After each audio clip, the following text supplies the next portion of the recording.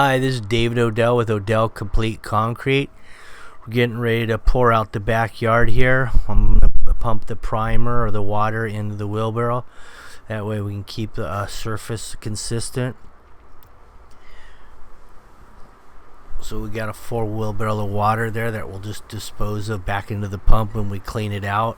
And then it'll go back into the truck so we won't have a big mess on the job. What we got here is 3000 psi with fiber mesh in it, and then we've got 3/8 rebar on 2-foot centers.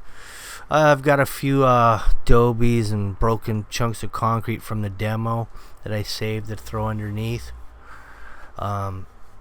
Typically I don't really like to use dobies on 3/8 bar because what happens, it's up too high because the dobie is 2 inches. And the rebar is 3/4 of an inch when there's 2 of them, one on top of the other.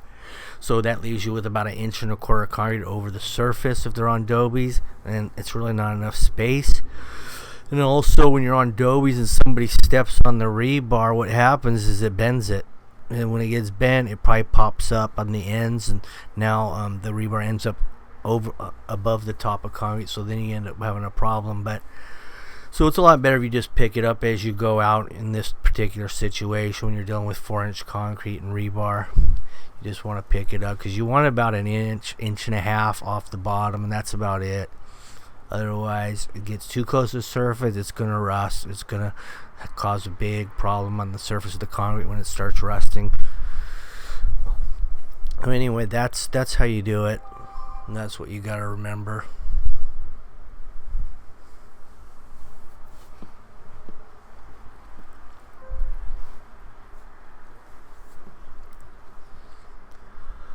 I've got some screed pins. I got 2 drains on this patio, evenly spaced. I've got a high point on the wall, and at the end of the patio the whole perimeter is level. My low points are on the drain. My high points are level with the perimeter, and what happens in that case is all the water goes to the drain.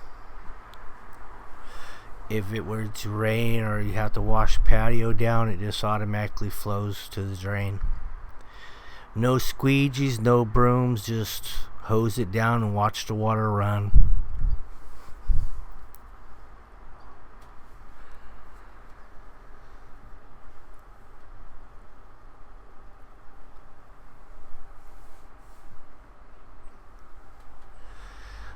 So basically we've got a nice straight 2x4 that I use to rod the concrete off nice and flat. I pick out the straightest boards ahead of time before I even start setting anything up, and I lay those to the side just so I know I got a straight board. When I get to the end of setting something up, I save the straight ones.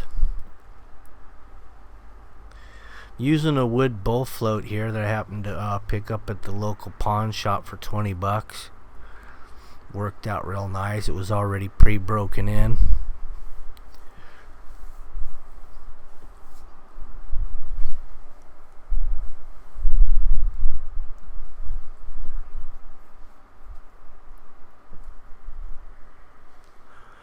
So I'm on the rod right here, and I'm also running the GoPro at the same time, so that's gonna be a separate video.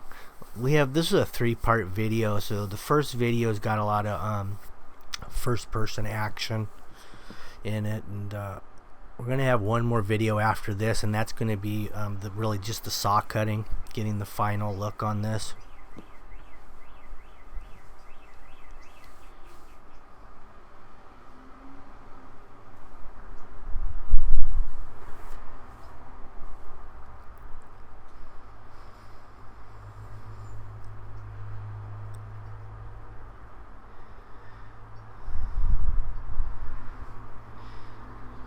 We did a lot of drainage work, underground work on this one. We rerouted the sprinkler system. We moved the valves for the sprinkler system.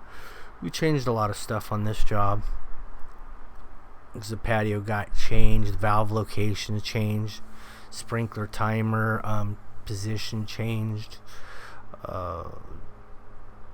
This is completely new. All is left to do here is replace this lawn. It's in pretty bad shape here. I'm not sure if they're gonna do artificial turf or if they're gonna do a natural lawn.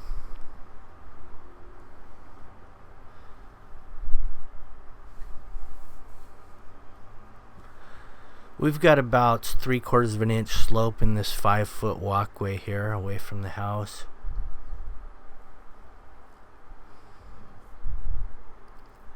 Now, since we poured all the way around this house from wall to wall, there's really no way to get back into this backyard other than going through the house and then jumping out the door over the concrete.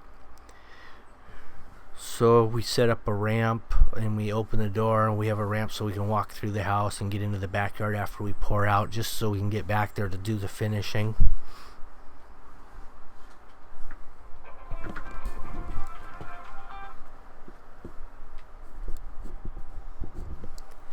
This side yard, we ended up going with a straight grade slope. We have about 4 inches of slope from the back of this house to the gate. So we had pretty decent slope, so we just went with it. No drains over here. However, there is a drain at the end of this new pour, and it's right where the side yard meets the driveway. There was an existing drain there, and that's where all the water is going to end up going into.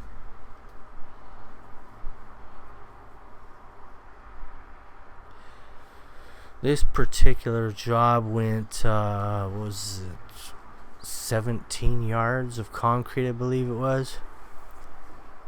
Pretty nice pour here all the way around. I put a couple of joints in it the day of the pour, just on my crack points, corner of the house, corner of the garage, any protruding corners. Those are areas that are going to crack, and they could crack overnight before you get a chance to saw cut even. So you just take care of those the day of and then cut everything else.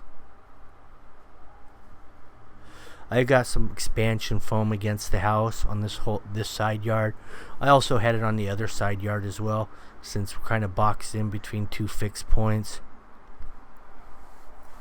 Here's the extended front porch that we added to this one.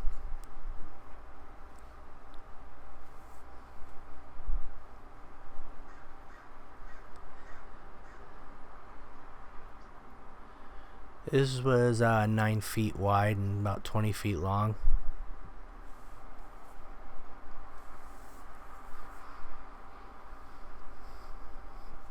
This happens to be a little bit lower than the lawn because over the years of the buildup, the lawn has gotten a lot higher probably than it originally was designed to be. And it's got a big old crown in it. So the water's going to have a little trouble running off of this concrete and down to the street. So what I did was, when I pulled that drain system out from the front, I just popped up a drain right in front of this patio here that's down lower than the lawn, and it's just a little bit lower than the concrete, so the water can run off of there into the lawn drain, and that way it won't back up on the front porch patio area. But that lawn will be getting cut down and straight graded slope to the street, reworked at some point. So this is real similar to the other video that I just did on the other house with the drains. This one's going to have the saw cut grid as well, and it's going to have the 1 foot border around the edge of the patio.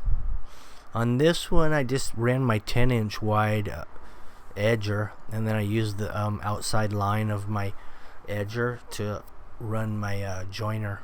That's what I used to follow and make a straight line.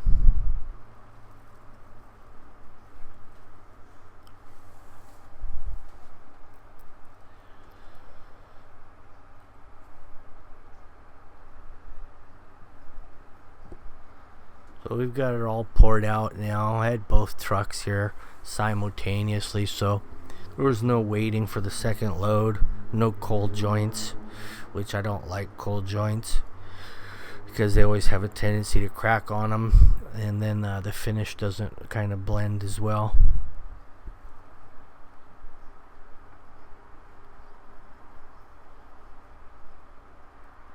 A cold joint is when you pour a load and then you wait an hour or more for the next load, and now you got to beat the concrete together to try to make them join. And then what happens, they don't really bind that well together, and then it cracks right along that seam. So this is best if you can get your loads down in one shot, and then you don't have to worry about a crack point on a cold joint.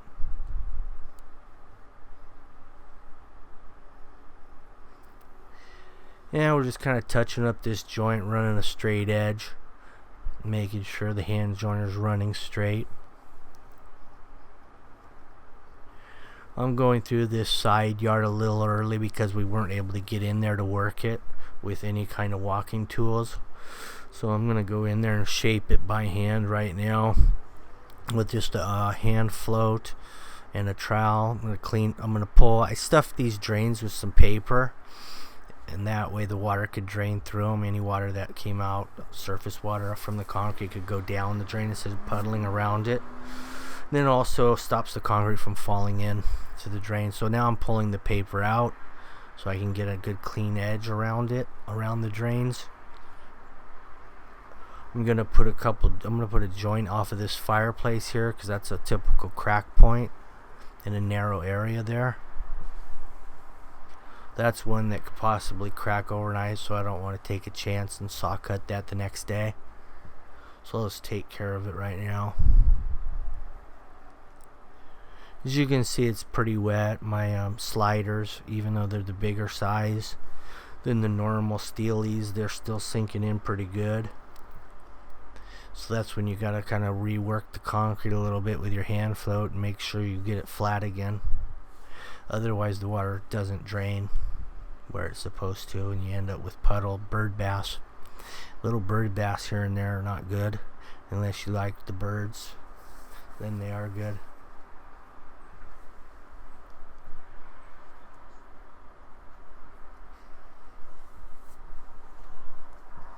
Here's the new location of the valves. We have them 6 inches raised above the sprinkler heads. That way the water doesn't flow backwards when you shut them down and leak.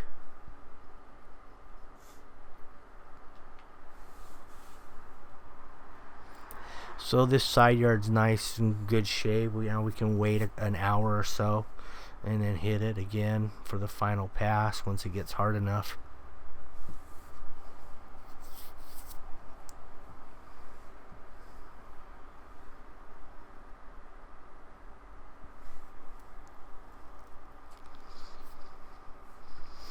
This concrete's about 2 inches below the floor level of the house, and then the drains are another 2 inches below that.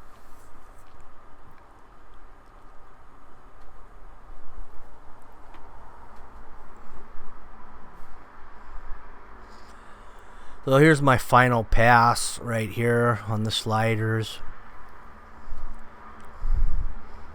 I'm just gonna trowel this out, let it air for 5 minutes, and broom it. That'll be final product.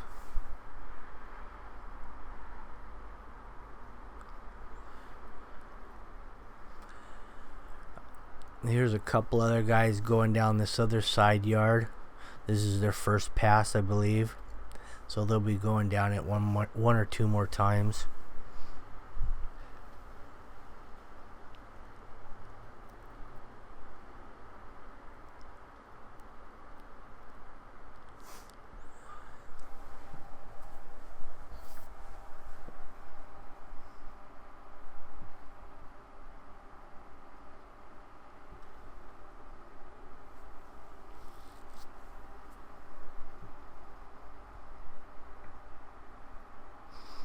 When you get the concrete to pretty much this point where it's nice and flat and smooth, there's a variety of finishes you can put on it at this point. You can spray a retardant on it and then rinse it off the next day and get a sand wash, or you can put different types of retardants that penetrate a little deeper and you can get an exposed aggregate, or you could go ahead and start stamping it with stamping mats, different types of textures and stuff.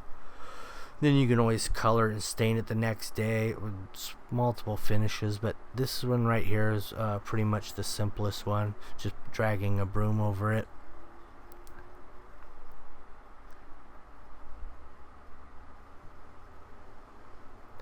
What the broom does is it makes it a non-slip, so if you have water out there on the concrete and you're running around out there, you won't slip. So if you had a smooth surface and it was wet out there, they can get pretty slippery.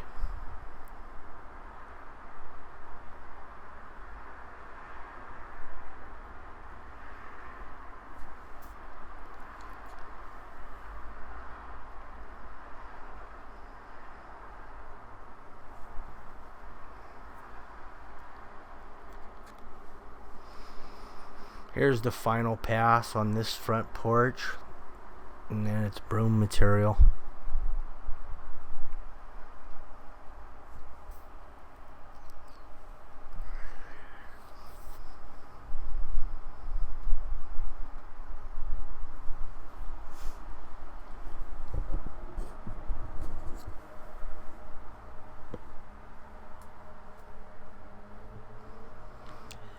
Normally I like to take those gates off, you know, when I'm getting ready to pour concrete, but in this particular case I didn't want to take it off because it had been on there for a long time, and the bolts and screws and everything were pretty corroded, so I didn't want to take a chance of taking it off and not being able to get it back on.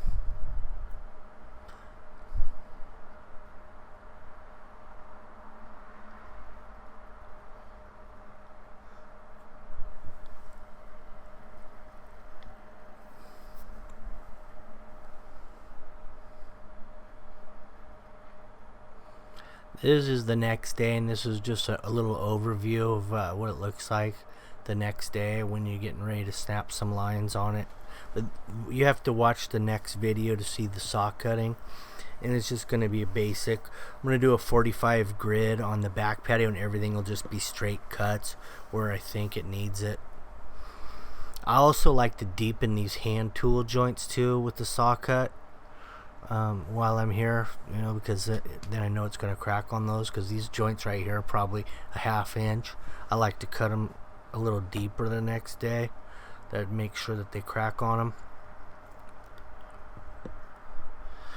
So I had the homeowner wet this thing up overnight, and you can see where the water settled in some areas, and that's why you got some white spots, because that's where all the water is running.